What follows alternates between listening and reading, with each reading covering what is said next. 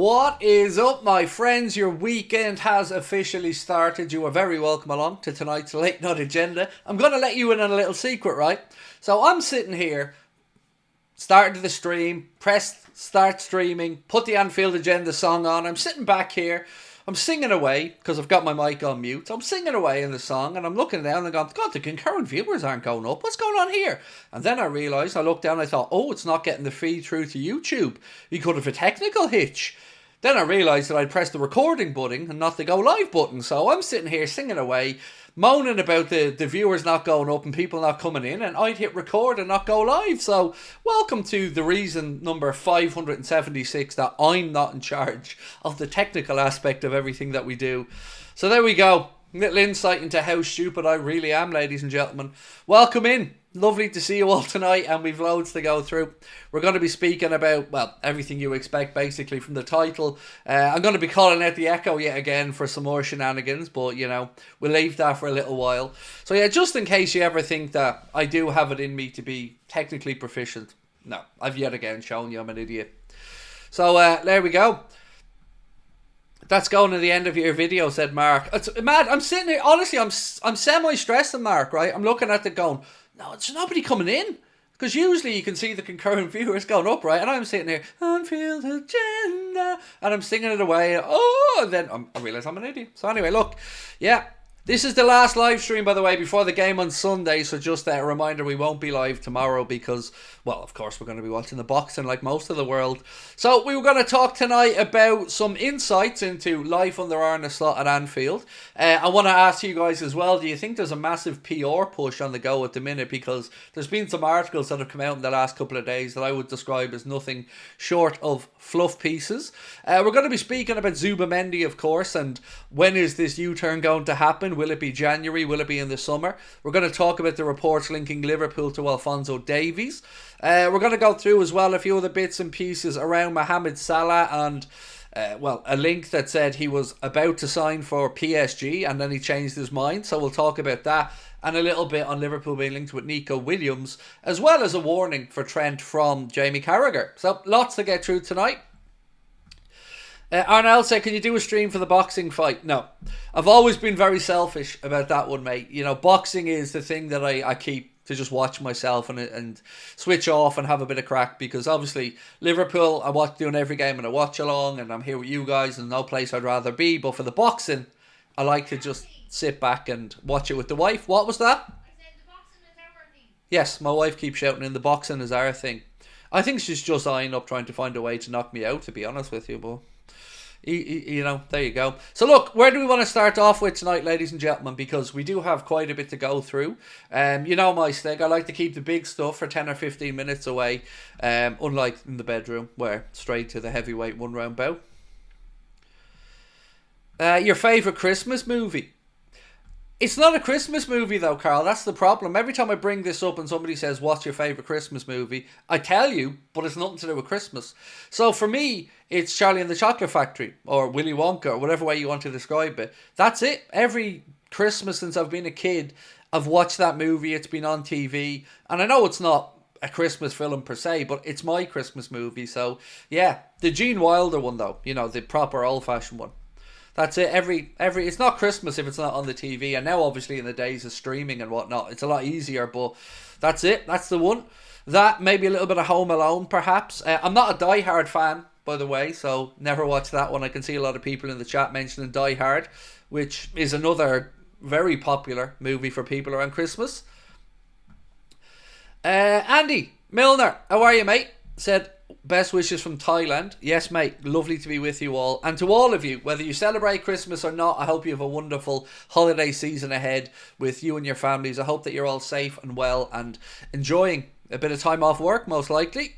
So, let's get cracking. Let's start off with... Shall we start off with the warning, actually, that Jamie Carragher gave to Trent Alexander-Arnold? And I mean, it's not a warning from the sake of you better do this. It's just maybe a bit of advice, and I agree with it. So what he said is, Trent's biggest issue is the free transfer. As with Steve McManaman, the supporters will feel that the club are losing an £80 million player for nothing and they won't like it. My advice to Trent would be to sign a new deal with a reasonable buyout clause that will give the club some value if Real or anybody else decide to meet it. Here's the thing about what Jamie Carragher said there. I absolutely agree with the sentiment behind it. Of course I do. We'd all love Trent to stay, and if we ever did lose him, of course we'd prefer a transfer fee. But I think Trent knows that Real Madrid aren't going to come in and pay a 70 or 80 million pound transfer fee, because they will very much be pushing the it's now or never angle with Trent. So I do agree with the sentiment from Jamie. I just don't think it's a realistic situation. But it would be a situation that I think we probably would feel a little bit better about life. Because I have to say, and I've said it to you guys many times, I've always thought that, yes, if we ever do lose Trent in the future, we could at least be comforted by a big hefty transfer fee. The possibility of losing them for free has always been a difficult one to comprehend. Right, Nick, first super chat of the night. Thank you, bro. Appreciate you. Said, I know they don't get the clicks like forwards do, but I want to sign centre-back. I want to see more centre-back and defensive midfielder links. I predict the Reds will get a centre-back in January. Surely Hughes sees the shortcomings there in the depth. I don't disagree, by the way, Nick. I think both those positions you can make a very valid argument, particularly midfield, with us needing. I'll be honest, Nick, right? I don't know what to expect in this January window. I don't like to get my expectations too high, because then I find that I end up getting angry and I start with the here's the money or where's the money, John, and well, I'd love to start with the here's the money, John, but yeah, so I don't want to wind myself up into a tizzy, so I'm kind of just waiting to see what happens in this window. I think what is fair to say is the club have played their cards close to their chest right the way throughout this with regards to transfer links and whatnot, so let's wait and see. But Nick, you've brought me back around into what I spoke about at the very start of the stream, which was there's been a lot of fluff pieces coming out lately. So there was a piece on The Athletic written by James Pearce, and it basically said how Liverpool have evolved to FSG 2.01, and it was nothing short of a fluff piece again. The absolute shamelessness of some of these journalists with puff pieces of arse-licking and bullshit, it needs to stop. It does my head in. Like, nobody cares. You know, we don't care about how great you want to make FSG feel. If people are supportive of FSG, they're already there. If people are not supportive of them or have questions about them, they're already there. But I love to dip into the comments of these things. And in the comment section of this article, it was just filled with arrogant assholes basically describing anybody that has any questions about FSG as brain dead. And it does my head in, because that's all they have on us. Look down your nose at us, point at us and say we wouldn't understand, we couldn't quite comprehend. And the thing I get from this is I think that there's just a cultural difference sometimes around the finances of it, particularly on The Athletic, because you've got more American sports fans who are far more used to clubs having to be run in a different way over there because of wage caps and stuff like that. And I find it very annoying to think that people just won't have a conversation about it, or they say to the rest of us we couldn't describe to them why we don't like FSG. Have you noticed any of these type of pieces? Because I find it hilarious that just before a transfer window, yet again, the fluff pieces and the praising start to come out right on track to laud the owners and how great they are. I'm sick of them all, to be honest. Carl, how are you, bro? Said Liverpool have made Hato one of their top transfer targets. He's been linked. I don't know how serious that link is or not. If I remember correctly, Carl, Hato has been going back, it's probably at least 6 months to a year that I've started to see some stuff come up about Hato. I just don't know, is the honest answer there, mate. Like Nick said, I think it will be prudent of us to start to look towards defensive reinforcements in the future, because I'm still unsure of what happens with Kwanzaa at this point and what trajectory he's on. No doubt he has the talent, but he's been a bit wobbly this season so far.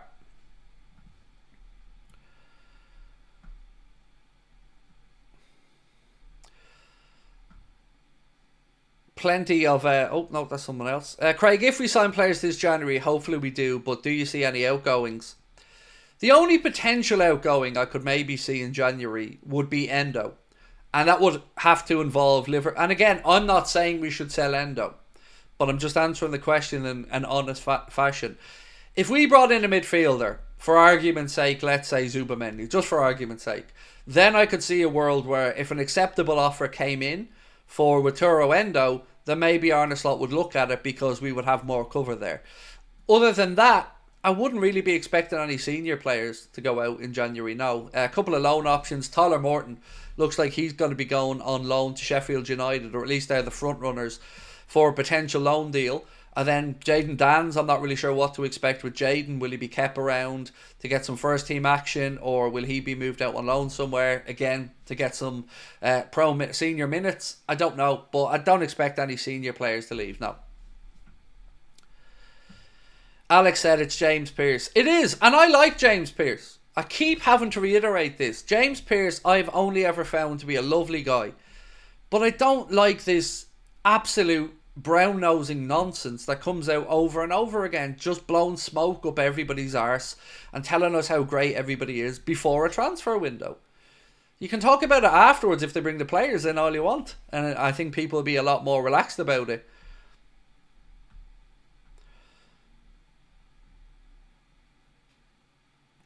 So, Fabrice Hawkins has just put out something that's been posted by Anfield Sector, and Connor sent it across to me, that said Paris Saint-Germain will not be signing Ryan Cherki and that Liverpool are showing interest. Now, I'm going to ask you guys a question for the first poll of the day. 1 second.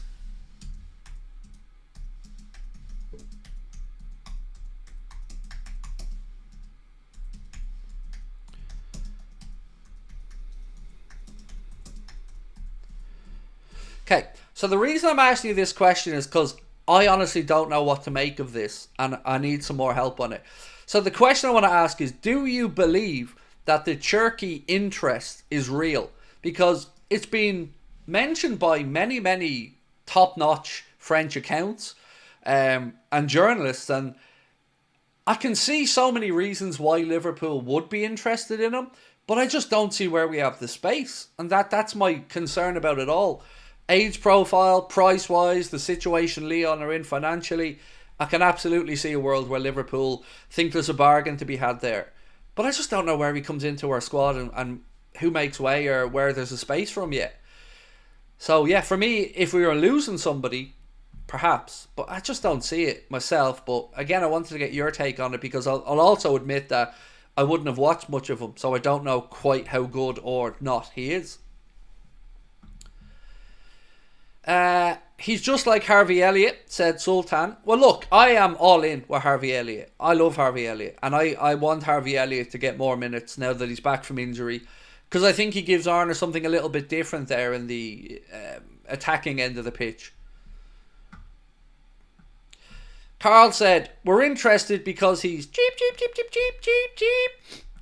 I wouldn't disagree. You know, opportunistic is a word that's been bandied about quite a bit over the last year or two, mate. So that would make some sense. Fuentino said, as somebody who watches too much League than I'd like to admit, Cherki wouldn't fit. Thank you, mate. Appreciate your insights. I don't watch much of the French division, to be honest with you. So, yeah, I'm absolutely unsure on this one, so any input would be very much appreciated. By the way, somebody called me out on something in the comments earlier on that I wanted to just address real quick. They said that I ask people to share their thoughts all the time, but that I only ever read out ones of people that agree with me. Again, I don't. I read whatever the first one that catches my eye is. I don't proofread anything. So I always try to address as many comments as I can, but I don't want people to ever feel I just say things that people agree with me, because I don't. I like a debate. I like being informed if I have misgivings on something. So I hope people don't feel that way, because if it comes across that way, it certainly isn't my intention. Right, I have a lot to get through tonight, my friends. A lot. So stick with me, because we're going to be talking here for a while. This one, I don't know what to make of it, because it kind of flies in the face of what PSG themselves have said. So this source, which again Yala Cora, don't know, said Mohamed Salah had agreed a deal to join Paris Saint-Germain on a free transfer in the summer, but he changed his mind and reduced his wage demands to Liverpool. What do we think? Because Paris Saint-Germain themselves have come out and said, no, we were never in any conversation to sign Mo. That their president and Mo are friends, but that's it. And I find it hard to believe that he would have went to play for PSG, because with all due respect, the league isn't good enough for him. They aren't going to win the Champions League or challenge for it, and it would just be a financial decision. And if he was going for just financial decisions, Saudi Arabia would have probably paid him a lot more money. So I don't believe it, is the honest answer. And I don't know why it's being put out there now. I don't know why, it's doing the rounds. But for me, I can't see it. I can't see it. I'd love to believe that there was some reason that he maybe altered his wage demands a bit. Maybe that is the case. We spoke about compromise a lot. But on that one, yeah, for me it would be it belongs on a certain island. Right, a super chat. Sudeepta, thank you, sir, said, I love Marmouche, but I feel Darwin can be a blast very soon. Or maybe I'm just too hopeful. Can we get a Where's the Money John for old time's sake? I'm trying to hang off on the Where's the Money John until we're halfway through the January window. Maybe there isn't a signing there yet, but I'm always going to be asking Where's the Money John, because I'm one of the few people that do ask the question, I think. But on Darwin, look, I can totally understand not wanting to give up on him. I've said this before. I was in the same boat up until maybe 10 days, 2 weeks ago, where for me, I just had to admit to myself, I don't think he is going to turn it around. But it's a very personal journey, right? And I'm never going to give in or moan at anyone supporting a player. So if you still feel, Sudipta, that you want to back Darwin, man, have at it, enjoy the journey. For me, I just don't think he will turn it around, personally. But, I respect your opinion. And thank you for your super chat as well.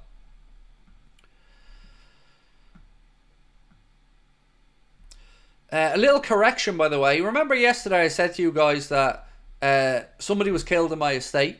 Well, it turns out that the reporting around it from very, very many reputable newspapers here in Ireland was incorrect, because the initial coroner's findings show no indication, despite reports saying that there was a strangulation and vicious assault. Apparently, that's not the case, and the lady died in her sleep. So either way, terrible tragedy at this time of the year. There was a vigil in my estate tonight for the lady, and I can't get over such a rush to get the report to say it was something when the evidence wasn't there. So mad one. Just wanted to let you guys in on that, because I wanted to address it, because we spoke about it a bit last night. Right, where to next? Nico Williams.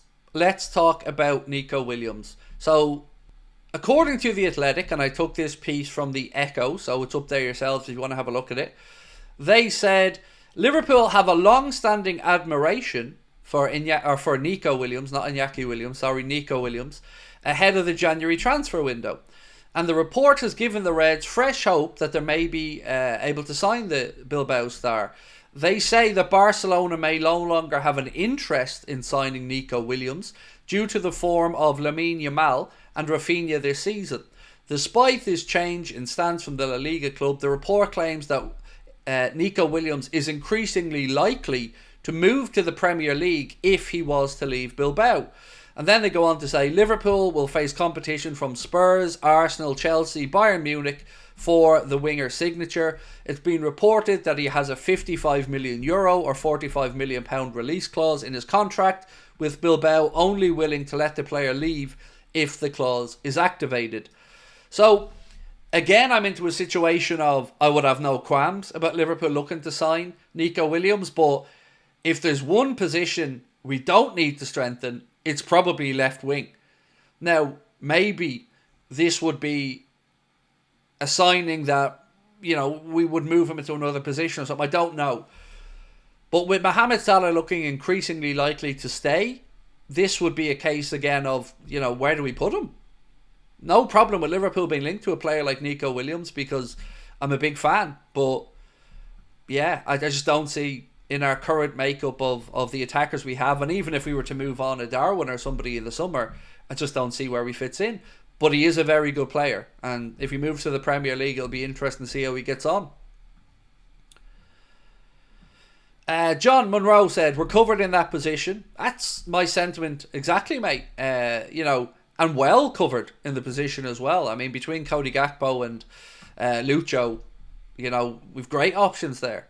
And then you've still got Chiesa, who could play off the left, off the right, through the middle. So yeah, I don't think this one holds any water, unless we're in for a nasty shock about somebody moving on. But I don't think that's the case. Fuentino said Nico reeks of a Barcelona signing. Look, if I was Barcelona, I would be considering bringing in Williams and moving on Rafinha if possible. Because imagine having Yamal and Nico Williams, having that Spanish partnership in the Barcelona team for years to come. That could be truly special. But at the moment, you look at Rafinha and he's doing very well for Barcelona this season. So yeah, I think their finances probably wouldn't allow them to bring him in or even to find a space for him. Escapado said Nico Williams will end up at City. I hope for his career he doesn't. By the way, it looks like City are going to be very, very active in the January market, according to many reports today. Talk of 2-3 players being brought in there. But will it be too late for them to, I guess, save some of their season?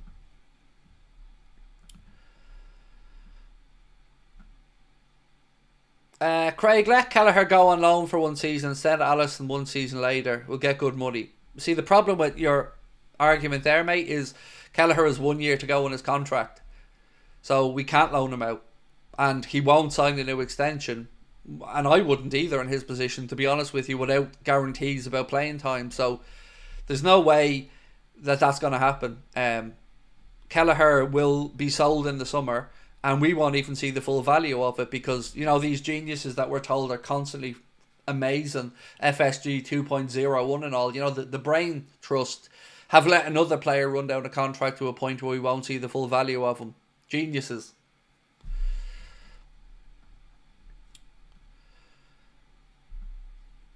City need to rebuild. They've been found out this season. Well, hopefully they've been found out in more than on the pitch. We're still awaiting the outcome of that hearing as well, so let's wait and see what happens there. So let's have a look. Alphonso Davies. This is another one that I'd like to believe is true.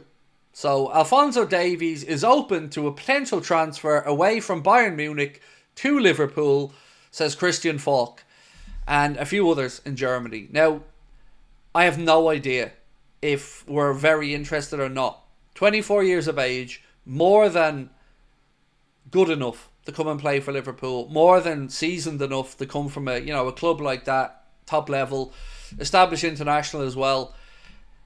I just don't think Liverpool will get into a bidding war around his wages, and I would expect that the wages that he's going to look for leaving Bayern would be very, very substantial, which is why you see the Real Madrids and Manchester Uniteds of this world being mentioned, ones who have been known to pay higher wages than us for players. So I think it would be a great move for Alphonso Davies, and I think it would be a move that would work for Liverpool. But, seeing what we've seen from us around wages and that, I don't know. I feel very doubtful that Alphonso Davies will be wearing a Liverpool shirt. Kilo said, I wonder about Davies' wage demands though. Exactly. 100% agree with you. And there will be 5, 6, 7 clubs there, top clubs around Europe, lining up to try and sign Davies. So I agree with you, mate. If you put into his wage demands and the bidding war that'll probably be there, I just can't see it happening. But just from a purely would you take him at Liverpool perspective, I would, of course.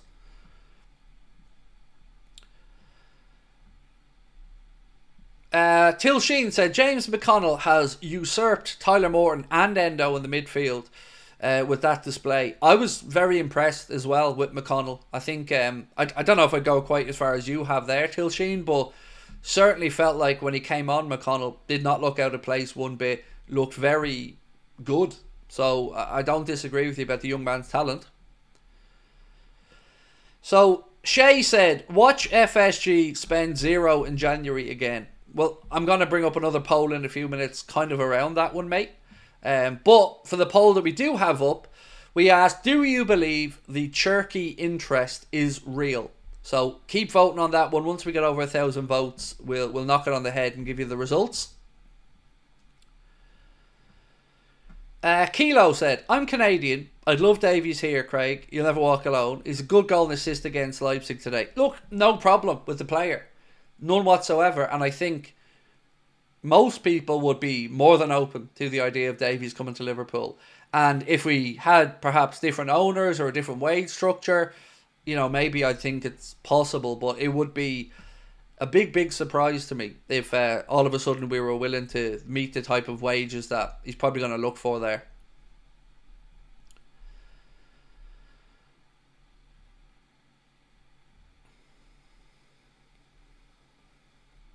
Where do you think we would be if we got Alonso as a coach? I don't know, mate. I haven't really given it any consideration. Let me just say this, though. We got the right man. And on that, actually, let's speak a little bit about Arne Slot, because, again, the Athletic, and I guess this is a fluff piece of a different nature, and one that I'm very much willing to get behind, to be honest. That's my hypocrisy. So, the Athletic has been told that at least 3 players at Anfield have said in private that Arne Slot's methods could have secured the team, or could have served the team well during recent seasons when they just missed out on the big prizes. So I guess you interpret that in one of two ways. That it's complimentary towards Arne, which it is, or that it's a little sly dig towards Jurgen. I mean, 3 players, at least 3 players they say, have said that Arne Slot's methods may have helped them in these title races in seasons gone by. So it definitely does feel like there's talk there that maybe they feel Klopp pushed them a bit too hard, played them a bit too often, maybe didn't rotate enough. I don't know. Look, all I can say is I've been very impressed with Arne's man management so far, but I'm absolutely never going to sit here and criticise Jurgen Klopp, because I'm still thankful, grateful that we had Jurgen Klopp at this football club. So, you know, I'm not going to be sitting here slandering the man.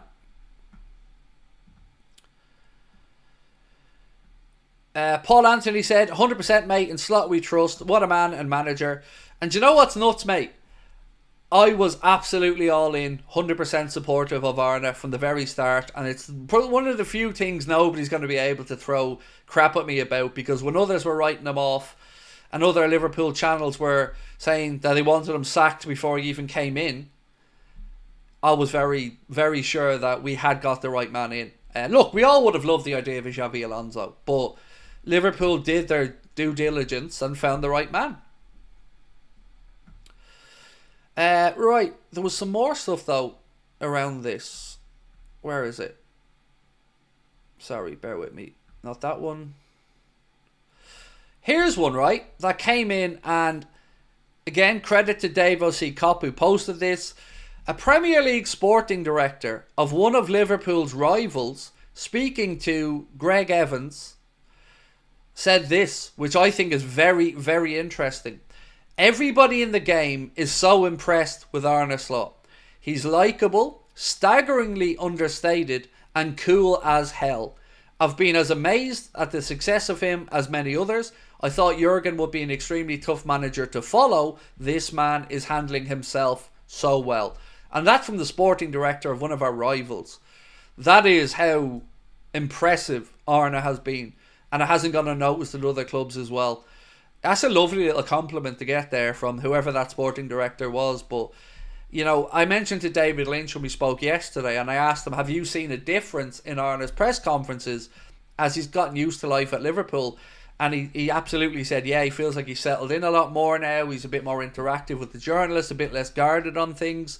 And it's just great to see. It is. It's great to see him settling in so well at the club. Sorry to ask, but has Salah been given a new contract yet? Yeah, he have. We just thought we wouldn't mention it, mate, because, you know, it's not like it's a big fucking topic or anything. So we just thought we wouldn't talk about it, you know. We assume everybody'd know. No, mate, he hasn't signed the new contract just yet. If you did, you wouldn't be able to move in here for me talking about it, I promise you. But no, mate, not yet. But it is very, very close to it, so I wouldn't be getting getting stressed about it. I think we'll get that little Christmas present. So, anyway,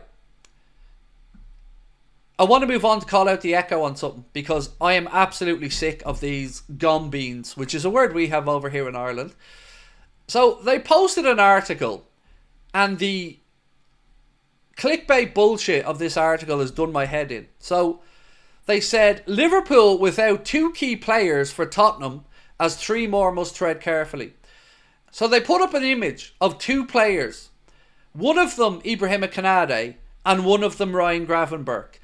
And they knew only too well what they were doing. Liverpool without 2 key players for Tottenham, as 3 more must tread carefully. And they stick Gravenberch and Konate on the image. It's fucking pathetic. It is nothing short of pathetic what they're resorting to try to get people in. Just, that is clickbait. End of. And it's pathetic. Right. Q-Zip said, hey Craig, love the content, mate. You might have spoken about it already, but what are your thoughts behind Pep Linders being sacked? It wasn't Leipzig, mate. It was Salzburg, but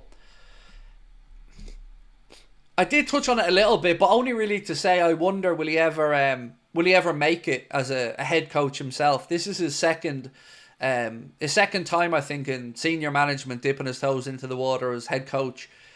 And if it didn't work out for him in a structure in Leipzig or in Salzburg, so you have me at it now, in Salzburg that is very much close to what he's used to and that his coaching methods are suited to, I don't know if he'll ever be a number 1. And that's not to run him down. He's obviously a really good coach. And, Jurgen sings his praises, but maybe he just isn't the number 1 guy, Maybe he's not the lead singer. That's what I was wondering about it. Tanya said, Echo Mank toilet paper. It's so angering for me, Tanya, because if I did that, I'd rightly be called out on it. Right, so we've still not had the 1,000 votes, by the way. I want to move on to a poll about FSG, but we need to get up to the 1,000 votes on Ray and Cherky. So if you haven't, please do vote away on that one. We're nearly at 800, and we asked you, do you believe the Cherky interest is real? Pro said, will Robbo be available Sunday? Yes, sir. He will. He was suspended for the game against Southampton. That the League Cup game was that 1 game suspension, so it was just the 1 game because it wasn't violent conduct. So he will be available.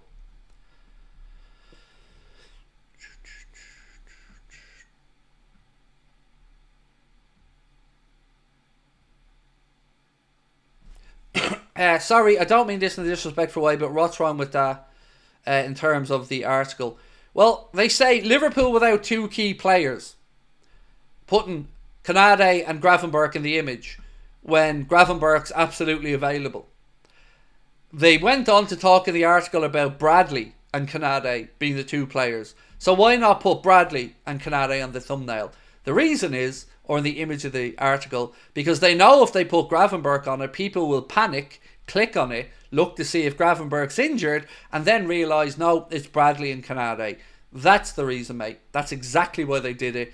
And it's, as I said, I find it pathetic.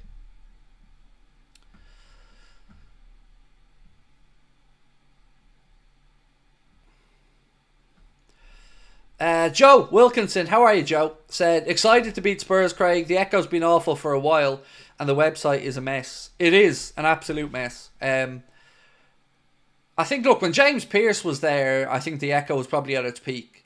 James Pearce wouldn't be putting out any of that crap, to be honest with you. But, it is what it is.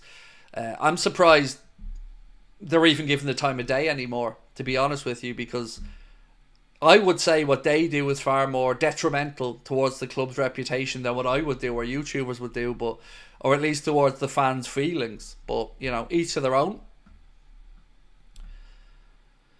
Ronald said, Craig, what's your biggest concern for the Spurs game? Which Spurs is going to show up?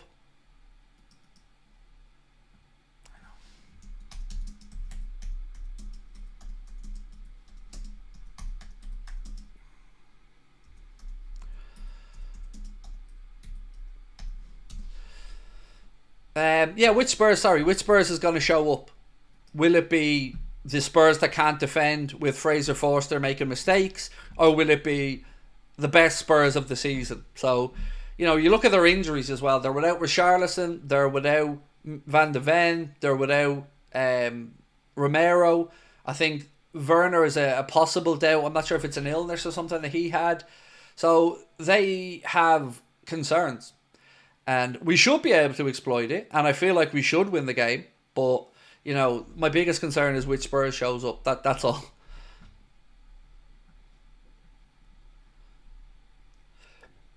Craig, I hope you get spoiled for Christmas. I don't really get presents at Christmas, to be honest, mate. Yeah. You know, dads don't really get the Christmas presents.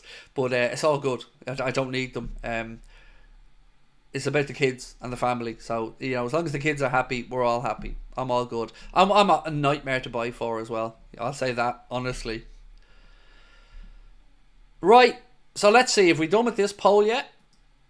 No, we still need 90 more votes because I want to ask you about FSG then. So as soon as we get to 1,000 votes, I'll get the FSG poll up.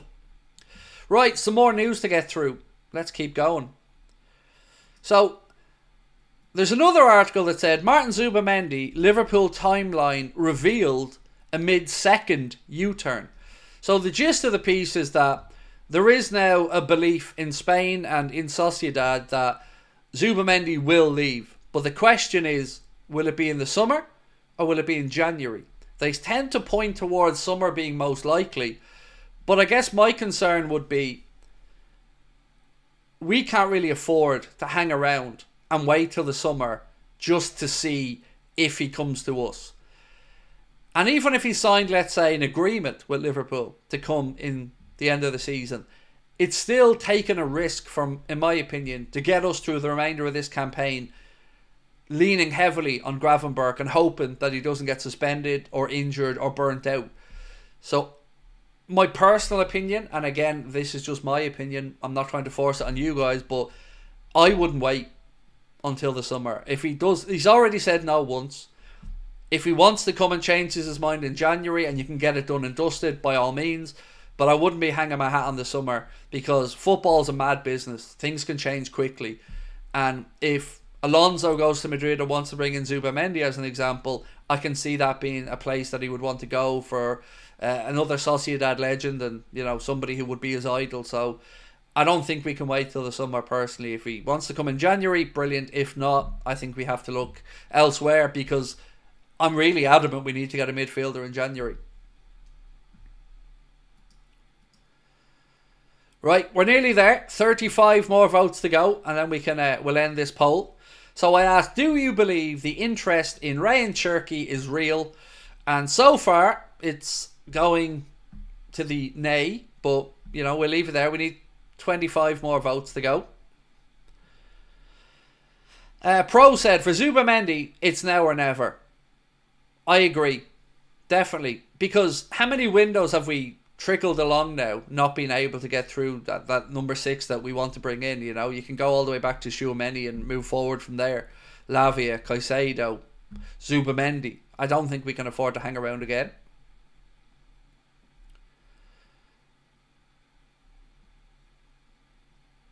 Nearly there. 998 votes. 2 more to go. 999. There we go. So, 57% of the 1,000 people who took part in the poll said no, they don't believe the Ryan Cherky news is genuine, and the others do. Right, thank you. But this is the poll I was waiting for. 1 second.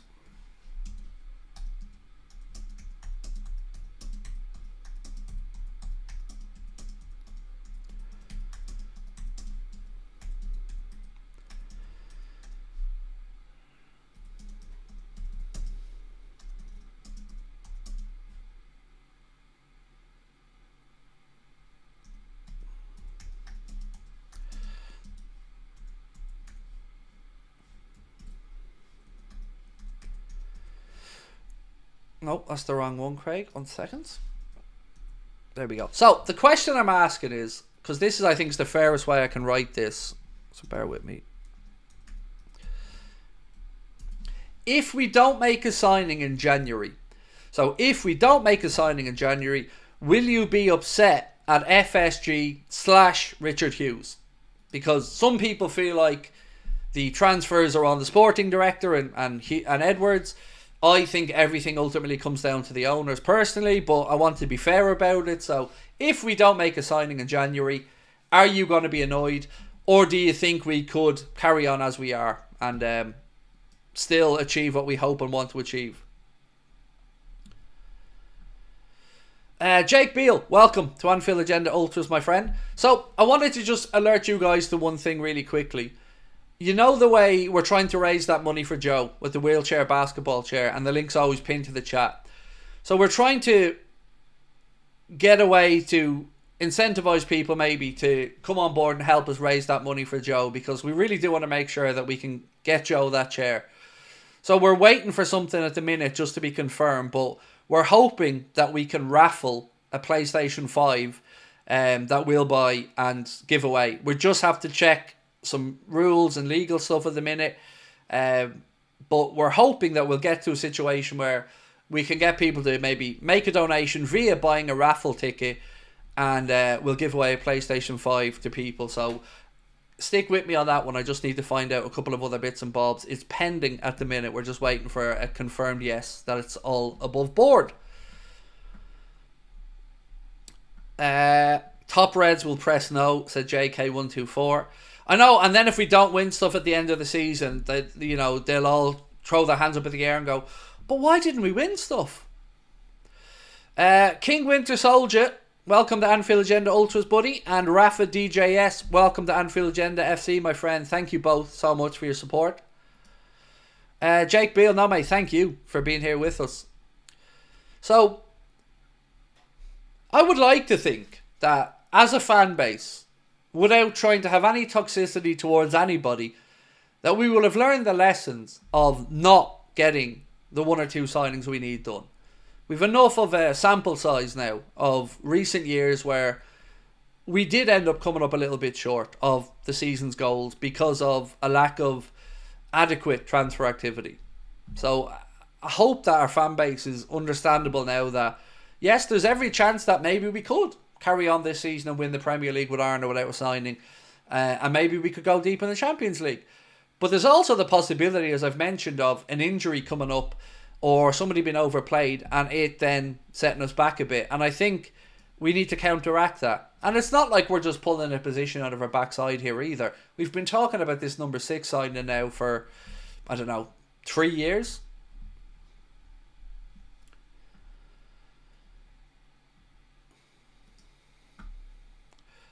Nevelin said, would you do a call-in show? Would be great. It's a bit messy.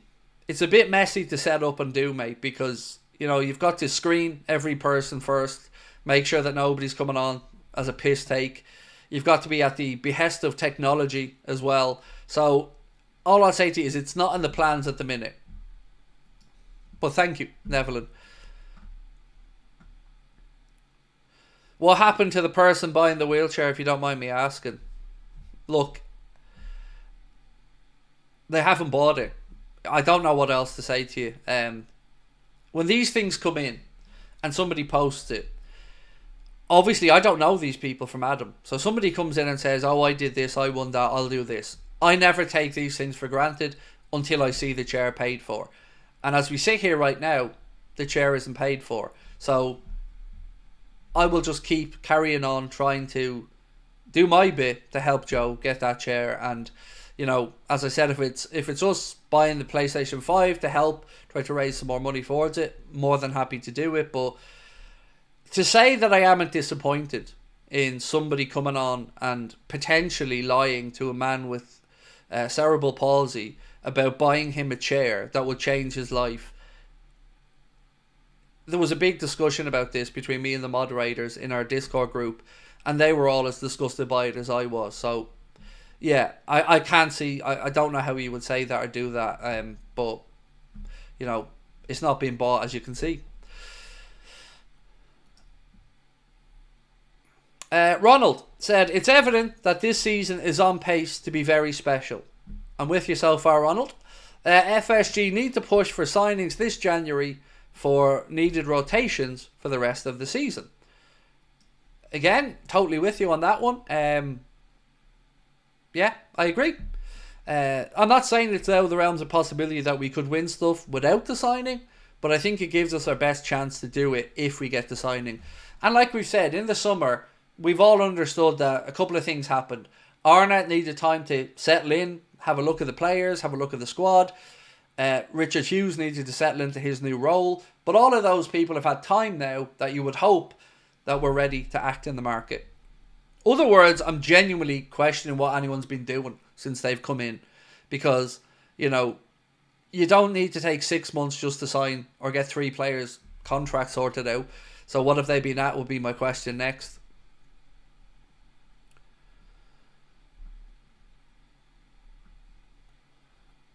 Pro said, if we don't sign anyone in the January window, I'm FSG out. So, I don't want to be toxic and make a fan base angry. So I'm genuinely unsure what my best move is in January.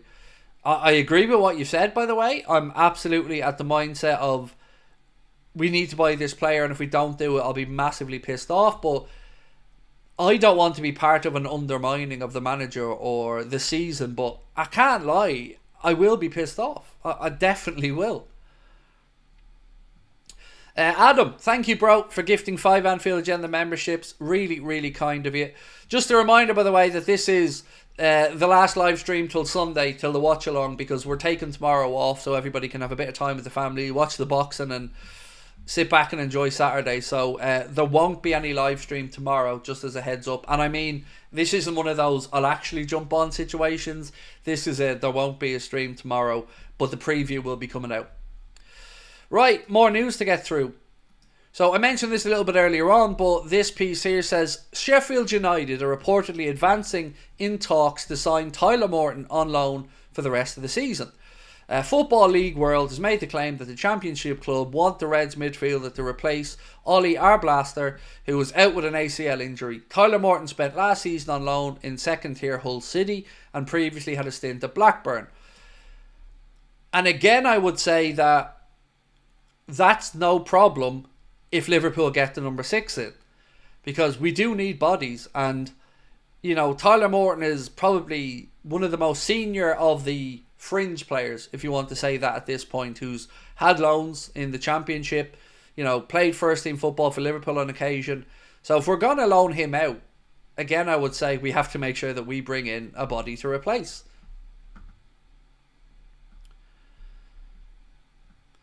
Ty Carr said, no Chiesa in training today. Worried? No, not particularly.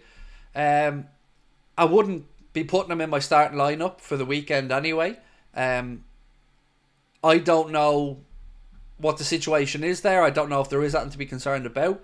But, for me, he wouldn't have been in the starting 11 anyway. And even an appearance off the bench, maybe that. But, yeah, I'm not worried about it.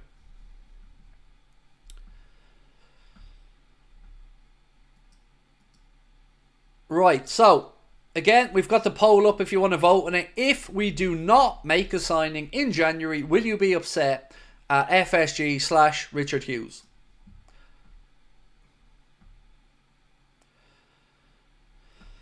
David said, Craig, you said you're hard to buy for at Christmas. Oh, not just at Christmas, mate. I'm just an asshole to buy for, full stop. I'd say you would be happy with 4 Adidas t-shirts and a few Adidas hoodies. I'm always happy to get Adidas t-shirts and hoodies. At least I'll give my daughter that. She knows if she's buying me a hoodie, it's Adidas. So yeah, definitely. You can always never go wrong with me in Adidas, David. As you can see.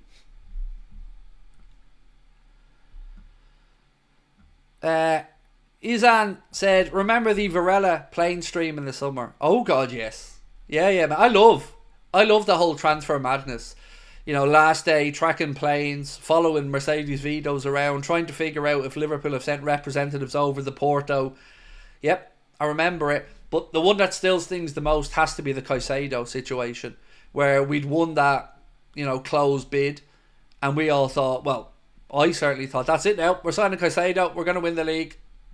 That one still hurts.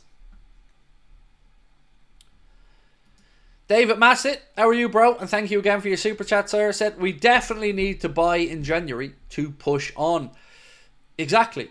So the easiest, the most simplistic way, David, I can put it is, it gives us the best chance, in my opinion, at not having a fall off or not being screwed if we pick up an injury.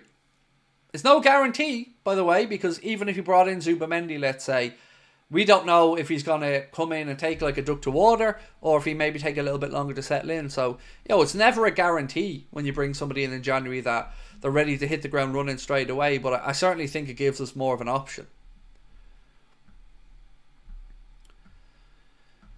Thoughts on the fight? I don't know, Alex. I've been looking and thinking about that fight back and forth and thinking either Fury is 100% zoned in and ready to come out and try to do damage, or his head's just not right. And I don't know which one it is. I guess we'll find out tomorrow. It's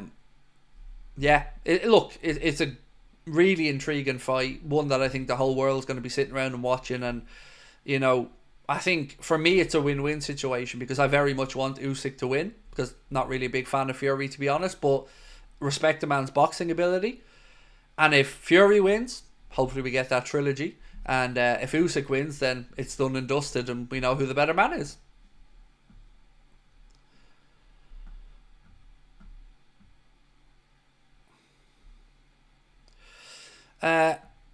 How long is the GoFundMe page up you got going for the kid, Joe? I didn't start the page, Paul. Joe started the page, or maybe the club started the page, sorry. But click on the link and it'll show you when... I don't think it's going to be closed till we get to the money, to be honest with you. And I really do feel like I'm not going to rest until I find a way to get Joe that chair, whether it's, trying to shoehorn some sponsors on board or figure it out. I wish I had the money to just throw $5,000 at it myself and buy him the chair, but not quite there yet. But that's what I was saying. We're happy to buy the PlayStation or something like that to try and incentivize people a little bit because it's such a wonderful thing that Joe does, having cerebral palsy, being active himself, playing basketball, still having time though to be a youth worker and looking after youngsters' health and get them involved in sport and look out for them. I mean, what a man, what a fella.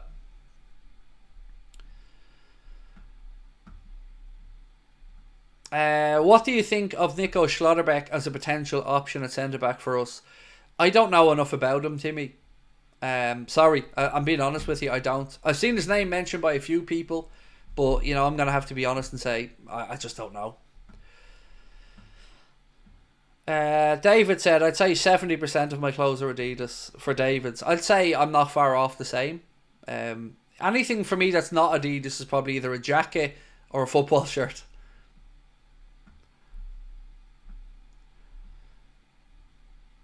Forgive me, but who was Joe?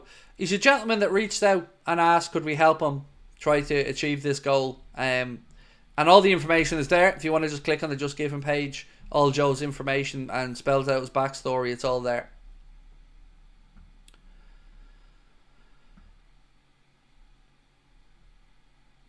I've heard Haaland is gone in the summer, said Joe Marsland. I've been wondering myself how long he sticks around there, Joe, before maybe he feels like it's time to leave a sinking ship, but we'll wait and see. So, where's this one? Done that. So, there was another piece around Ryan Cherky that was bought out via L'Equipe and Get French Football News that said Lyon are only willing to sell Ryan Cherky in January in the event of a significant offer amid interest from Liverpool. I mean, as I mentioned earlier on, there is a lot of talk about Cherky in Liverpool, but most of it is coming from France. Who sings the Anfield Agenda song? It's an AI song, mate. Excuse me, I've got the hiccups here. It's an AI song that one of our viewers made via one of the apps, I guess, the AI program, and sent to us. And at first we thought, it's a bit cheesy this, isn't it? And it is, but it's also really catchy. And in a weird way, I find it really soothing and calming before a stream to play it.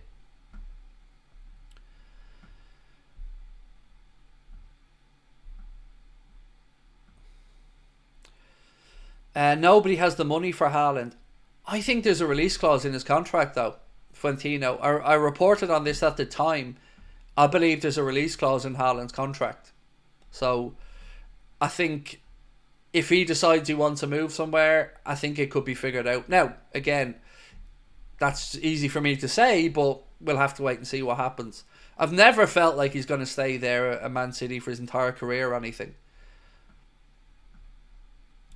If Madrid had half a brain, they wouldn't have brought Mbappe in, and they would have put all their eggs into the trying to charm Haaland to the Santiago Bernabeu in the future, because the Mbappe signing just makes no sense. It's messing up the balance of their team.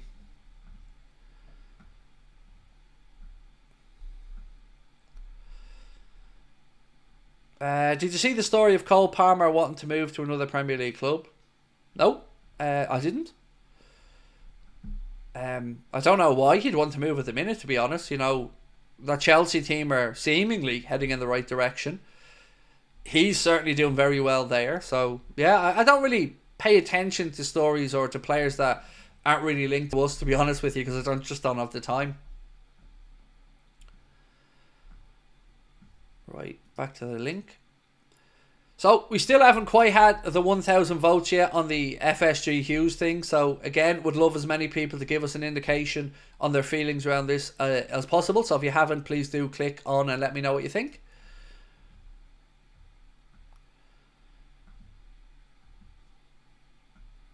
Palmer's tied down to a lengthy contract.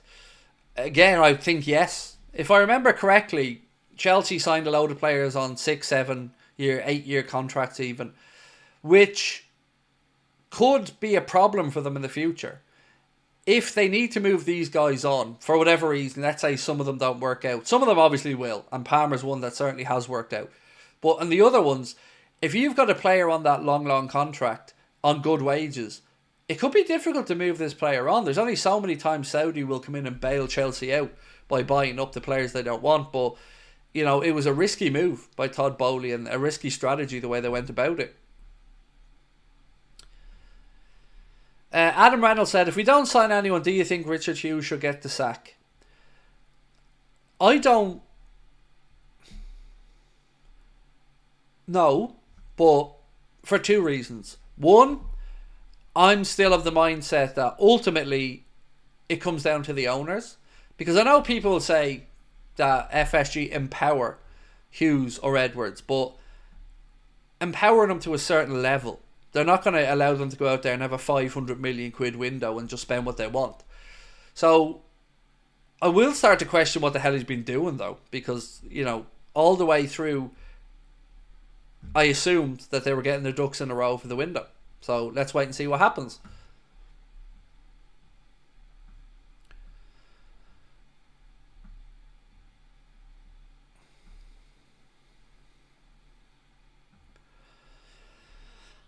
They signed Mudryk on something like a 7 or 8 year deal and then extended it. Yeah, it's you know, it's a bold strategy from Chelsea. Let's go with that. Chimicus or Robbo for the Sunday game. Right, this is the only giveaway I'm giving you for my preview because I've recorded the preview before the stream and it's coming out tomorrow. Robbo. And this is why. I think both of them fill me full of nerves at the minute, to be honest with you. The idea of either of them at left back for various reasons. But I think I'd go with Robbo because he did have a break midweek. Hopefully he'll have enough in the legs to get him through the game. And I think he's a better defender than Costas, although we haven't necessarily always seen it this season. So yeah, it was a difficult one. I did hum and haw about it, but ultimately I came out on the side of Robbo.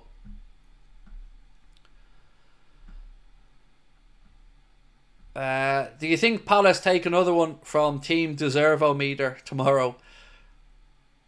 Unsure. I looked at the fixture calendar for Arsenal and there's some tricky games in there coming up, but yeah, I'm unsure if they'll be able to get anything. off Arsenal Palace. But, you know, it's the Premier League, so you'd never be surprised if there is a draw or something like that. When is Canade back? There's been no confirmed date in my own mind, based off, you know, trying to piece together the few bits of info that you see. I certainly hope somewhere around the Leicester game, if not the Leicester game on the 26th, maybe the West Ham game. But I think we see him before the end of this month anyway, which isn't too far away now.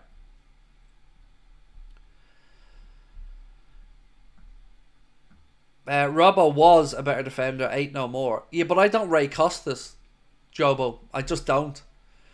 You know, I think Costas is a 6 out of 10 defender that can be a 4 out of 10 at times. But Robbo can be a lot better. And I guess with that experience as well, I just shade Robbo for this one. But look, it is a position I think we need to monitor and then look at in the summer to decide whether we need to bring in a left back. Some people maybe feel we need to bring in a left back already, and I can understand their thought processes if they do.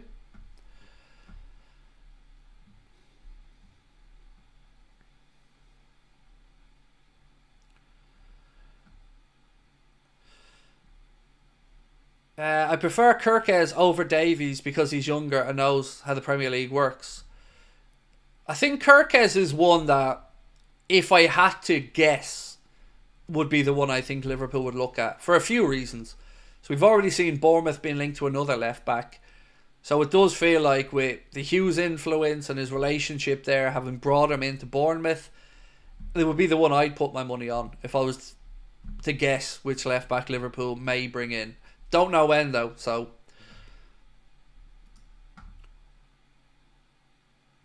Right. Couple of super chats to get through. Arthur Smith, how are you, bro? Said, watching the match Sunday at a Spurs bar, I'm looking forward to it. It'll be a high scoring game, it seems.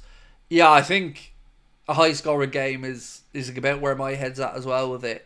Because Spurs seemingly just refuse to defend. So, yeah, I do think it'll be an open game. And I think one or two things might happen. We either win a really close, high-scoring game, or we go out and we just play them off the park and beat them 3-0. Something like that. That's the two options. Either way, I can see us winning the game, but I'm still nervous. David said, I don't have the faith in Hughes or Edwards. I don't know. I can't get a read on Richard Hughes to know how to judge him, to be honest, because we don't have much of a sample size so far. We do know that he was a big part of the process to identify and bring in Arne, and he gets credit in the bank for that, absolutely. You know, that was the right choice. If he thought he had a deal with Zubamendi, only for Zubamendi to change his mind and get cold feet, again, it's unfortunate because you would think there might be a plan B in place there, but I think this is more of a window that I'll sit back and look at and try to figure out if there's criticism needed to be directed towards Hughes or not. The contract situations, he inherited those for Virgil, Mo and Trent, and whilst he has been trying to get them sorted out, we don't know if they are all going to be done and dusted just yet, although we're hopeful on at least two of them. So yeah, you know, a lot still in his to-do list, but a little bit too early to rush to judgment for me.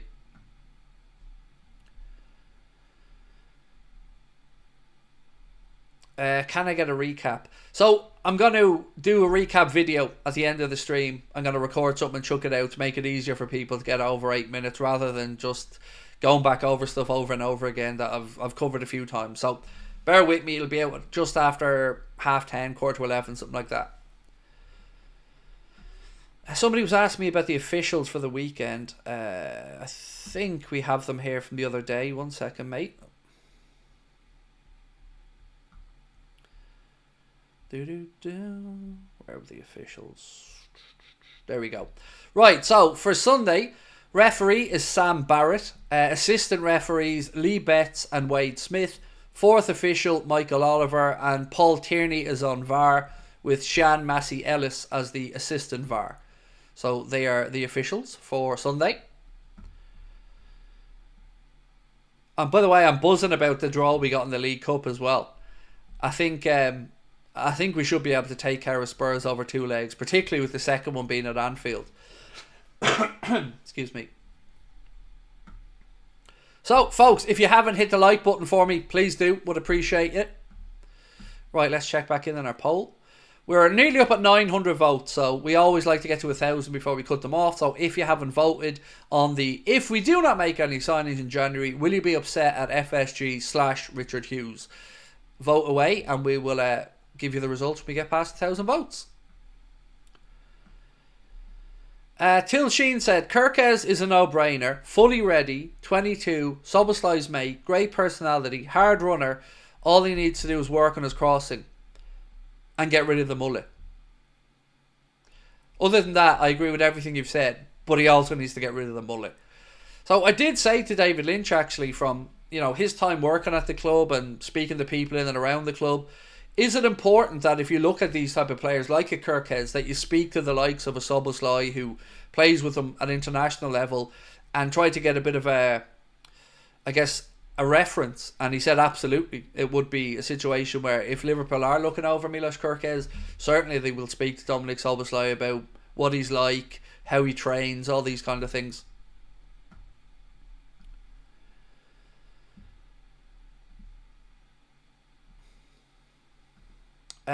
Joe said, if Spurs are inconsistent, they're in trouble. If they're consistent, they're still in trouble. I agree. Fraser Forster's in goal, so his nerves are going to be a bit wobbly after his mess. And so if I'm talking to Diogo Jota or whoever's through the centre, I'm saying close him down at every single opportunity. Every time Fraser Forster has the ball at his feet, run at him. Run. Because we've seen he has mistakes in him. And the more jittery and nervy we can get Spurs, I think the better. One more yellow for Ryan and he will be suspended. Yes, but when is the cut-off point for that? When's the 19 game mark? Is it the West Ham game? That I think, or is it Boxing Day? I can't remember which one, but a few people, I think there's 40 players in the Premier League, one booking away from a suspension. Avenge American said, I love Kirkes' mullet. No, you're only allowed to have mullets if you're a South African or Australian rugby player or cricketer, or you play ice hockey. They're the only acceptable mullets. No, Bobby, I can't shout you out because you ask me every time you come in to give you a shout out. Every time. That's literally all you write. So how about contributing to the chat and then we'll read out the comments.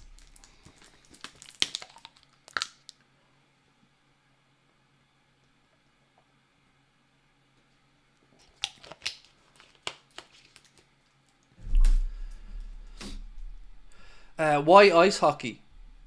Because they love a mullet. They love a mullet in ice hockey. Right. Let's get back to... Which one was it I want to get back to?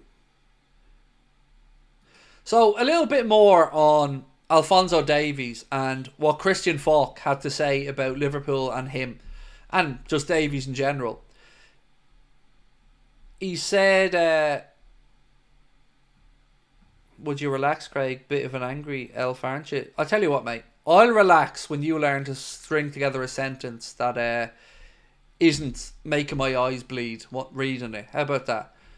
And no, I'm not an angry man. What's up? Did you hear me raise my voice at all there?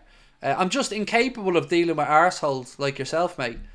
One arsehole at a time in the chat. And again, just fuck off, quite frankly. I'm 43 years of age, mate. I'm past giving a damn about what little no marks like you think about me, so off you pop. Right, so anyway, to get back to work, Christian Falk been writing this for Caught Offside around Alphonso Davies. He's open to a potential transfer away from Bayern Munich. He's not 100% fixed on United or Real Madrid. I heard that talks with Bayern at the moment are on ice until January. His agent will talk with any interested top club in the new year. When Hulshoff is on his tour of England, Liverpool could get a meeting with him. Or Hushe, sorry, Uosheh. I'm sorry, definitely butchered that pronunciation. Liverpool could get a meeting with him. It would be a good club for Davies, of course, given that they play a style of football that would suit him. Liverpool naturally have a chance. I think Manchester United and Real Madrid are more concrete by comparison at this point in time. Bayern are also applying pressure to sign him up to a new contract. They're still hopeful about making this work, so Liverpool are still in the race if they want him. So there we go.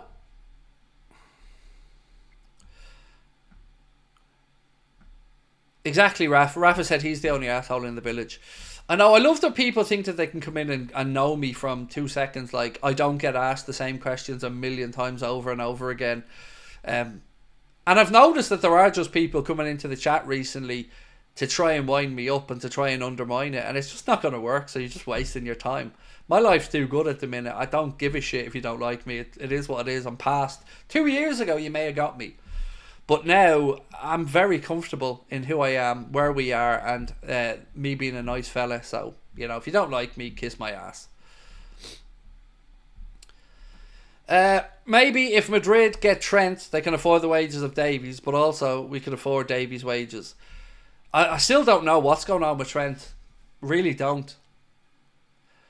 But I know now, here we sit, 20th of December, 11, 12 days away from the window opening, and still no closer to an announcement.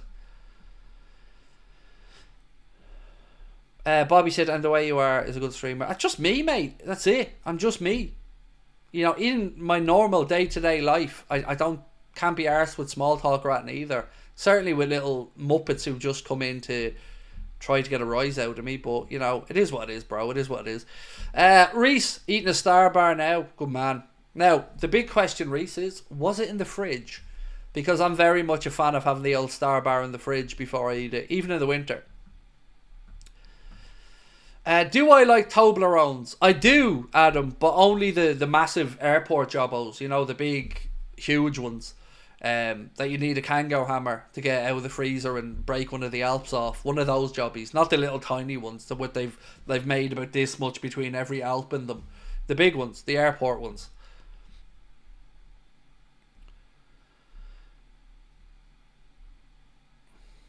Not from the fridge. Oh, dude, come on now. You got to get them motherfuckers in the fridge.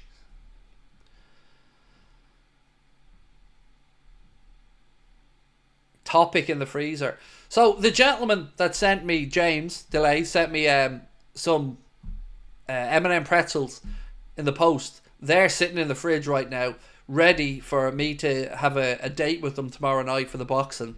They've been in there for 3 days now, chilling, getting ready for me to destroy them tomorrow. Neil said, I hate this never-ending soap opera with contracts. Same. It does my head in, Neil. The fact that we're still here as a fan base, 12 days away from Mohamed Salah, Virgil van Dijk and Trent Alexander-Arnold, all able to talk with clubs outside the Premier League and sign pre-contract agreements without even having to tell Liverpool, is worrying. And anybody who says they're not worried about them, I don't believe them, to be honest. But I do feel that 2 out of those 3 are either done or they've kept it very quiet or are very close to being done. Do I like Ferrero Rocher? Oh God, yeah. If any, yeah, that's my number 1 box of chocolates to get, Scout Stewart. Yeah, if anybody's giving me chocolate at Christmas, Ferrero Rocher are the number 1.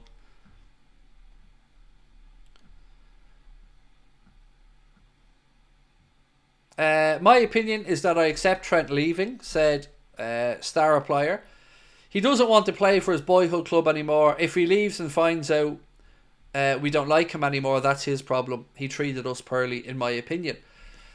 I do think that he does run the risk of some reputational damage in the fan base.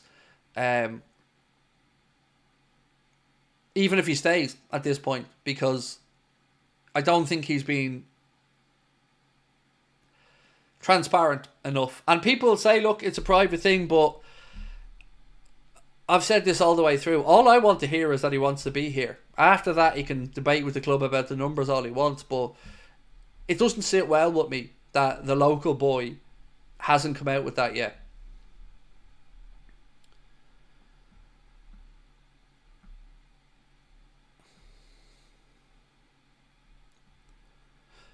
Flake is top notch. So here's the thing though, right? I love a flake, but I end up pussying out and buying a twirl all the time because the twirl's a bit more compacted with a bit of chocolate on the outside, and you don't have the falling off bits of flake to go on your top. So yeah, I always go, oh, flake, and then go, oh, hang on, twirl, and end up buying a twirl.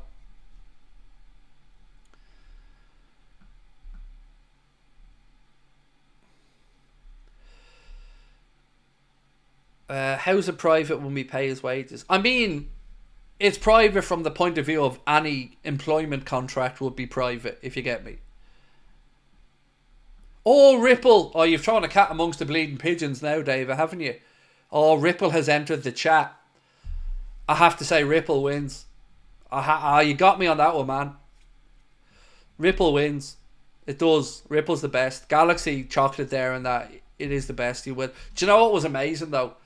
Do you remember the chocolate orange twirls? Oh, so good. Or maybe they're still around. I don't know. But chocolate orange twirls were lovely. Do I like pasta? Not really. Mainly because I don't like sauces. The pasta part, yeah, but it's the sauces usually. Is Ripple Galaxy? Yeah, it is. It's like Galaxy's version. It's so good. Oh, lads, so good. Terry's chocolate orange. Oh, do you know? Yes. Do you know what I got last night? Actually, Terry's chocolate orange cookie. The baker in our local town makes these cookies, and she puts a segment of Terry's chocolate orange on them and bits throughout. Oh, so good.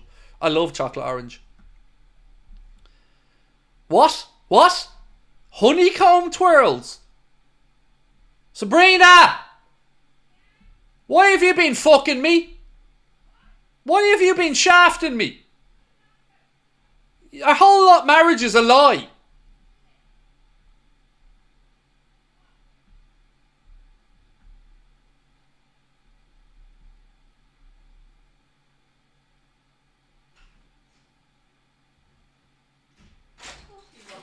Our whole marriage is a lie. It's a sham. Yeah, David's just let me know here that there are now honeycomb twirls. And if there's honeycomb twirls in this world, do you think, and you haven't brought me home a honeycomb twirl, love. And where does Dave live now? Does he live on the island of Ireland? No.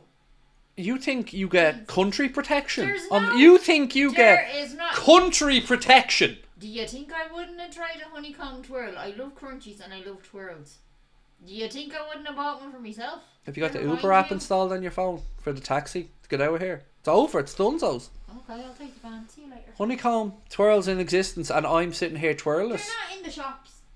I would have bought one. I would have bought one for myself. Never mind you. I question everything now. Are the kids mine? Just everything. Now look, you've even started him as well. Did somebody say honeycomb twirls? He would know as well if they were here. The sun's at it now. Exist here. It does. You just don't love us. You leave me alone, you big bullies. Somebody in the chat's gone, what the fuck's going on here? Welcome to our streams, mate. Honeycomb twirls to be found in any of the shops I shop in, because I would have bought them. Now you've upset the child. Tell Dave he's upset the child now. He wants honeycomb twirls now. You've upset the child? Yeah, I mean you did, Mom. This child? Mom, you literally told me about the existence just now. See? Now So Lucas is now having a go with her as well. Hook. Dave has to send the honeycomb twirls now. I'm guaranteeing you're running it in over here. Really question if his kids are actually his over crunchy twirl. No, mate. I'm clearly not. Like, do you not get my sense of humour at this point? Like, oh, they're definitely yours. Oh yeah, there's no doubt these kids are mine. They're both little arseholes like their daddy. Yeah, just one's a ginger haired one and one's a brown haired one. They both look like you. Bye. Right, she's the star of the show, said Nav. Yep, she is. No doubt. She's the glue that keeps it all together here. Because I often feel sorry for her because the kids are really like me. They're just two vicious little arseholes.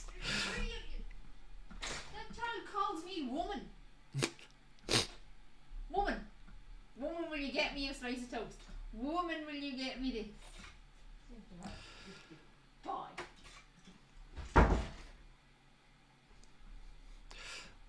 So anyway, back to the honeycomb twirls. Stop mentioning them. Right, there you go. Who needs the Kardashians, what? A Home with the Holdens. There you go. There's your show, Netflix. Oh, the 3-packs in Iceland. Yeah, Paul Anthony. 3 packs of Ripples. They're a bargain. Defo. Right, let's get back to football, shall we? Because some people are probably very confused who aren't used to the shenanigans on the channel. Opinions on Carlos Baleba as a number 6, said Rayad. Personally, I prefer him over Zubamendi, even though the fee would be higher. So, he's definitely a name that... Oh, they definitely exist, by the way. Hang on, I'm going to send this to Sabrina now, 1 second. Mark's just sent to me on WhatsApp. So I'm just going to send Sabrina a message saying you're dead to me. Hang on. Right, there you go. So, there she is, look. Sent it on to her there. Image, photo, you're dead to me. Done. Anyway, on Baleba, I would take Baleba as well. Where do they exist then? This person that sent this to me is from Arklow. Yeah, Arklow. Said he's standing there now, nearly tripping over boxes of them in the supermarket. Big display shelf, full of them. Going, honeycomb, twirl, here right now, if you love your husband. I need to get back on. Here. Look, we've ran a poll. The channel said you don't love me. We've ran a poll. It's done. 99% to 1 that said your wife's an absolute arsehole. Well, so let's see if you can find the little jar of salted caramel sauce. I got you. Fuckhead. So anyway. I have the power to hide the sauce.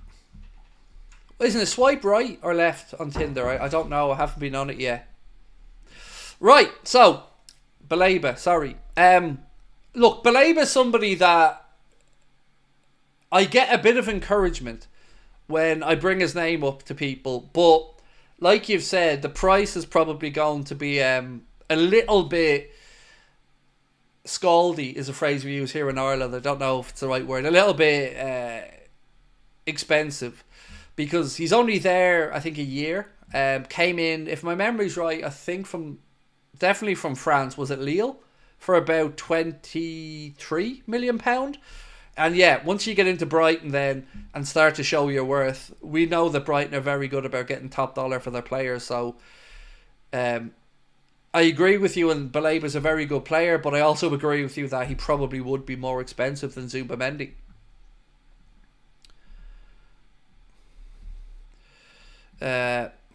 Love me the Irish. This is our life, man. This is my life day to day. My family are all savages because they've been bred to be savages, and I mean that in a complimentary way. Like, if you're in an Irish household and we're not taking the piss out of you, that means we don't care. You know, if we're taking the piss out of you, we love you. That's a sign of affection.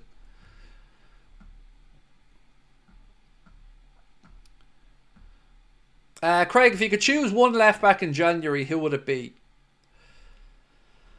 I'd say Kirkes.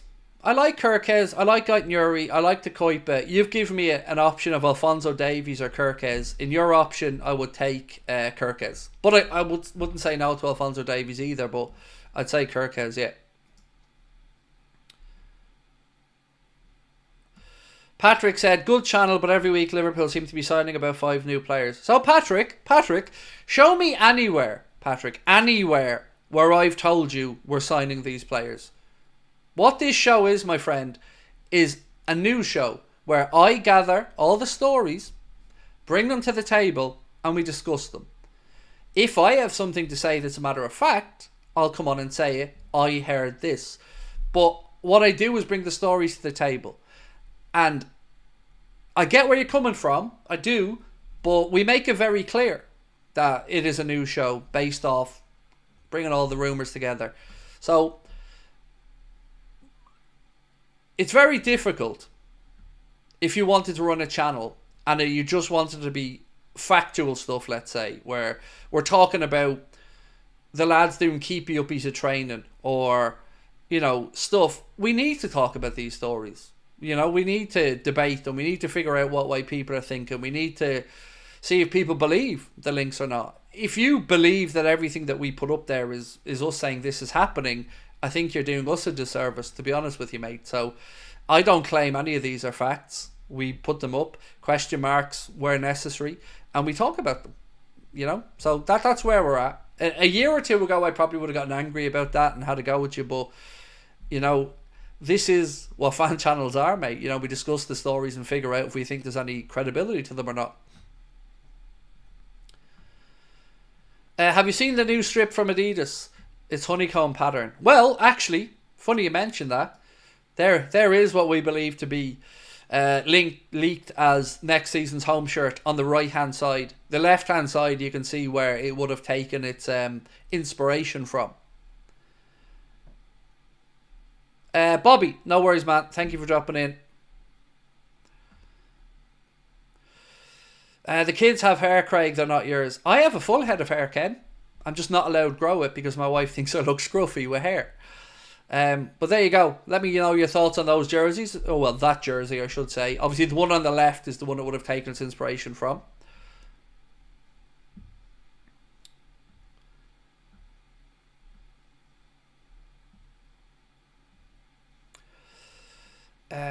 Opinions in Fernandes from Benfica as a new left back. I don't know anything about him. Ray had, mate. The only defenders I've really kept an eye on, or defender at Benfica, is the young centre back, Antonio Silva. I don't know much about Fernandes at left back, to be honest. Right, let's get back to this poll. Surely we fit 1,000 votes. We have. So we asked, if we don't make a signing in January, will you be upset at FSG/Richard Hughes? 87% of people that voted said yes, they will be annoyed at either the owners or Hughes or whoever you think's responsible if we don't make a signing in January. Craig, old Adidas logo or new one? 100% the trefoil one, the old logo. The new logo, I think, look, if I can bring this back up for a second. So the new logo for me, even the logo that's on the shirt on the left hand side, I would prefer. The smaller triangles with the Adidas wording. But the new logo that Adidas are using on most of the modern shirts, I find oversized compared to the club badges. And overpronounced. I don't like them. But, the older logo, the trefoil one, would be my priority all the time if I could pick any Adidas logo.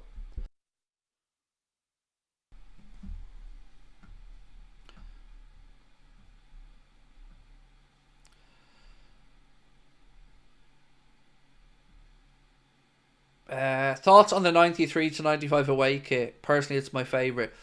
So the away kit. My thoughts on the 93 to 95 at the top of my head is the Razor Ruddock Dean Saunders kit. The white one, the green one with the 3 bits of black here. Is that the one you're talking about? Because that was a lovely kit. But I can't remember if that was the away kit or the third kit or whatever. But I do remember that particular kit, and it just reminds me of Razor Ruddock and Dean Saunders.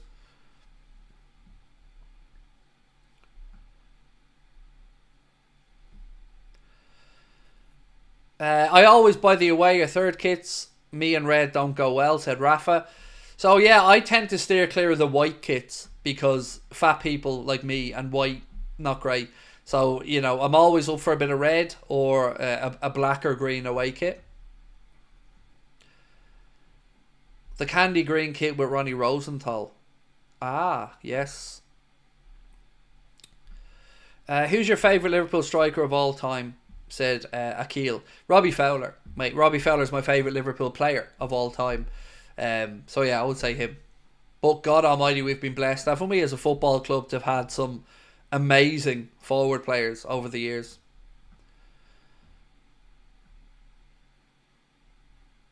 So, quick one before we finish up, right?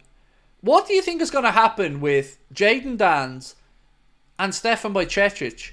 I'm really intrigued to see, now that Pep Linders has been sacked from Salzburg, what the plan is there for Bajcetic. Whether the new manager coming in will want to continue to give him minutes and opportunities.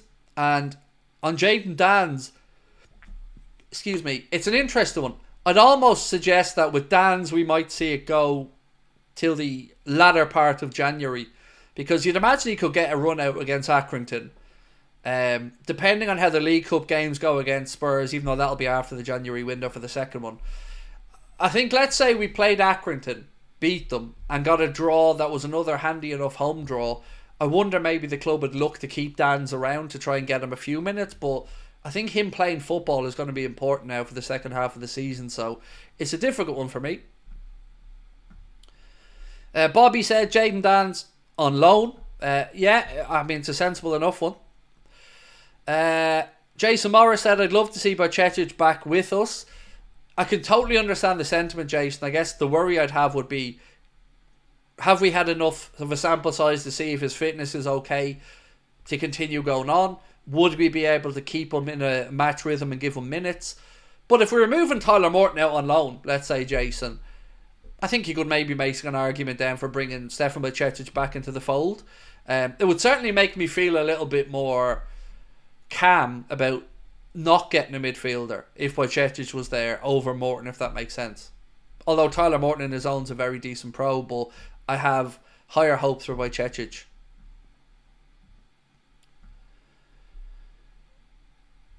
David Newell said Badger Tits bring back on loan and loan him out to a championship club. So we should probably put some context on this. So the Badger Tits comment, somebody was done dirty one day by autocorrect in the chat, and they, in one of the comments on the YouTube videos, and they meant to write Bajcetic, but their phone autocorrected it to Badger Tits. So we jokingly talk about that on the channel, just in case, you know, to give you some context on that one. Are you going to make any New Year resolutions? Lose a bit of weight, probably, is the honest answer, mate. Yeah, lose a bit of weight, and, you know, hope that I don't get cancelled between in 2025, because I've spoken about this before, but it is a lot of pressure coming on every night to do live streams. And, you know, when you've got a mouth like mine, and make sure that you don't say something that's going to get you in trouble in the heat of the moment or anything. So, those two. Try to not get cancelled in 2025 and lose a bit more weight. Johnny said, I hope we back Trainioni and get him as cover for Ryan.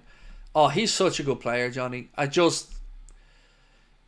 would like to see him get one full season on loan somewhere, because he's still really young. So I think we've more than enough time to give Nioni a full season somewhere where he can get minutes. I don't think he even needs to prove his quality, because the lad's class. But I do think 1 year of a good senior run to continue the development and then bring him back into the fold might be the way. Right, we have 604 likes, so if you can do me a favour, if you haven't yet hit the like button, please do. We do appreciate all of your support. What's this that Mark sent me on?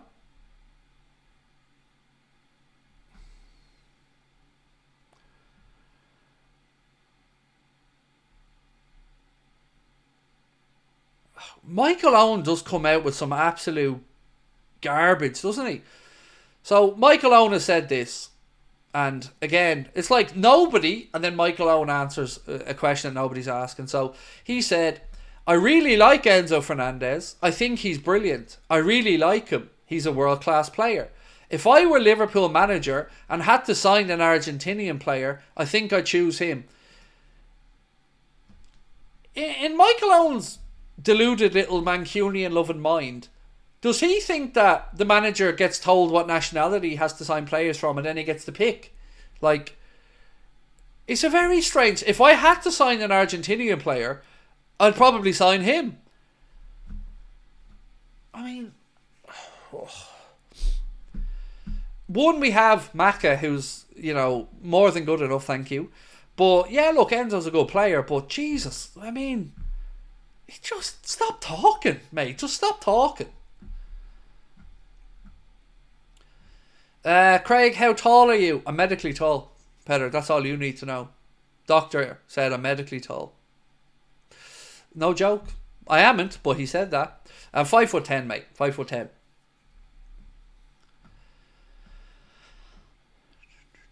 Michael Owen talks absolute shite, and I've usually fallen asleep at the end of the sentence. Yeah, I know.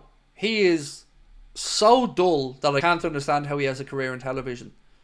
Everything he does, I'm falling asleep listening to him. Whether it's mic'd up, where he's not asking the questions we want him asking, or whether he's giving opinions that most of us don't give a shite about. Yeah.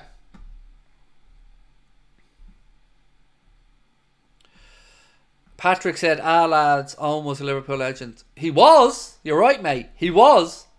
Until he ran off, joined Madrid, didn't wait for Liverpool, because he could have got to move back to Liverpool probably, but he shot his load and ran to Newcastle. And then the final knife in the back and the final dagger in Michael Owen's reputation was 100% when he signed for United. There is no coming back from that. So he definitely isn't regarded by, I would suggest, the majority as a legend. An excellent football player, no denying that. Scored some great goals for us, but he and he alone undid all of his legendary status, in my opinion, at Liverpool. Jake Beale, and thank you, mate, it's a very kind super chat, said, have you seen footage of Rio? I always butcher the surname, so I'm just going to say Rio if that's okay. If so, what's your opinion of the young 16-year-old lad? He looks... It kind of gives me them Raheem Sterling vibes. You know, one of those players that is still at underage level, but you have no doubt is going to make the jump to senior football and be a star. And you can see how annoyed Chelsea were by losing him. They were so annoyed that apparently they even stopped letting Liverpool scouts go to their games. So, yeah, one for the future. I wouldn't be looking to rush him just yet. I think pre-season, you'll see him get some minutes on the club tour, and then, look, we'll see what happens. But, you know, maybe for the Accrington game, he'd probably be in the squad again. But, yeah, real talent and a very good get from Liverpool. Why did Chelsea let Rio go? They'd no choice. They'd no choice, mate. He decided he wanted to leave, and obviously the option was there in his underage contract or whatever, and he's thought the pathway through to the first team at Liverpool was a more well-established route, so decided to come across, and I'm very glad he did.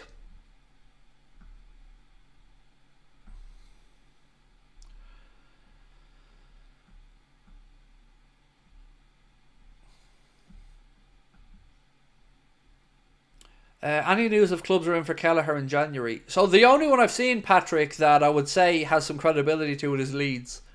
They're looking for somebody, I think, to come in, because Meslier is just, he's not going to be that guy.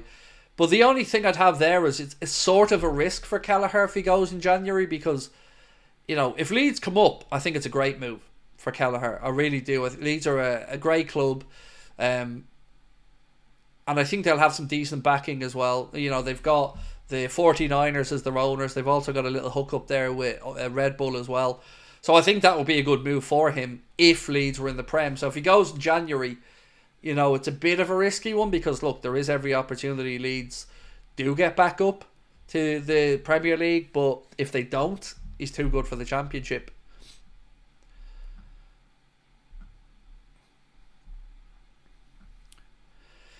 Kelleher should head to Toon. That'd be a great move for him. Yeah, I think Newcastle would be a great move for Kelleher as well. Yeah, I do. I think he'd be loved up there by the Newcastle fans. Yeah, it's a good show. I don't know if they have the money, but yeah, good show. Benjamin said, just popping in to support the channel again, Craig. We're doing a Polynesian barbecue. I thought I'd say hello, and hopefully on Davies from Bayern. Oh, dude, that sounds awesome. The barbecue, I mean, the idea of Davies signing for Liverpool sounds good as well, mate, but a Polynesian barbecue, I need to get my ass over there and visit you guys in New Zealand or Australia, mate. I really do. I know you're in New Zealand, Benjamin, but thank you, mate, and I hope you have a great barbecue. So, ladies and gentlemen, I'm going to say goodnight to you all. I'm going to record a recap video, so if anyone's coming late and they've missed it, the big breaking news of the day is my wife doesn't love me because she refuses to buy me honeycomb sundae twirls and lies about them. So that's the big breaking news. There's some little Liverpool news if you're arsed about that as well, but the big story, Sabrina doesn't love Craig, honeycomb twirls are a thing, and divorce is on the way. Jokes. Right, I'll see you guys on Sunday for the game. Won't be live tomorrow because I'm taking the day off, spending it with well, Tyson Fury and Alexander Usyk on the sofa. So I'll see you guys then. Watch along will be starting from 3:15 on Sunday. Have a wonderful weekend, and thank you for joining me again. Much love.